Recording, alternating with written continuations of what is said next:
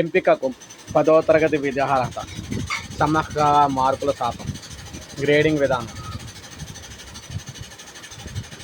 So మనం చూసుకుంటే కొత్తగా తెలంగాణలో రాష్ట్ర వ్యాప్తంగా 1500 కండక్టర్ పోస్టుల భర్తీకి రాష్ట్ర ప్రభుత్వం గ్రీన్ సిగ్నల్ ఇచ్చింది.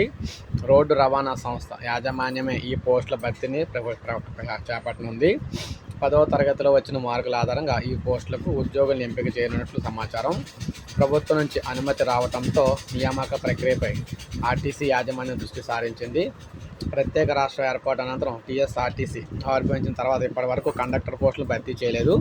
ప్రతి ఏటా ఉన్న ఉద్యోగులను రిటైర్ అవుతుండటంతో ఖాళీలు పెరుగుతూ వస్తున్నాయి. ఈ మేర కొంతకాలం క్రితం అవుట్సోర్సింగ్ పద్ధతిలో తాత్కాలికంగా హైదరాబాద్, సికింద్రాబాద్ సహా వివిధ రీజియన్ పరిధిలో డిపోలో నియమించిందనమాట. ఇప్పుడు ప్రభుత్వం అనుమతించడంతో 1500 కండక్టర్ పోస్టుల భర్తీకి అయితే ఆర్టీసీ సమ్మతమవుతుంది. మార్క్ వర్సెస్ గ్రేడింగ్ అనమాట. కండక్టర్ పోస్టులకు 10వ తరగతిలో వచ్చిన మార్కుల శాతం ఆధారంగా తీసుకొని ఎంపిక చేసే విధానం ఆర్టీసీలో ఉంది. రీజనల్ వారీగా ఖాళీలు, రిజర్వేషన్ల పరిగణలోకి తీసుకుంటూ నియామక ప్రక్రియ జరిగేది.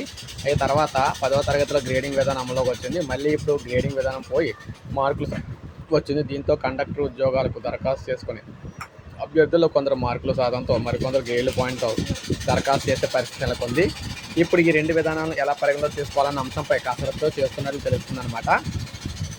గ్రేడింగ్ మార్కులు శాతంగా ఎలా లెక్కించాలి అనే విషయాన్ని ఎస్ఎస్సీ బోర్డు నుంచి స్పష్టత తీసుకొని కండక్టర్ పోస్టుల భర్తీకి నోటిఫికేషన్ విడుదల చేయాలని ఆర్టీసీ భావిస్తున్న సమాచారం. సో తొందరలోనే కండక్టర్ పోస్టులు అయితే వస్తున్నాయి. సో ఇది అప్డేట్. లైక్ చేయండి, సబ్స్క్రైబ్ చేసుకోకపోతే మన ఛానల్ సబ్స్క్రైబ్ చేసుకొని ఫాలో అవుతుందండి.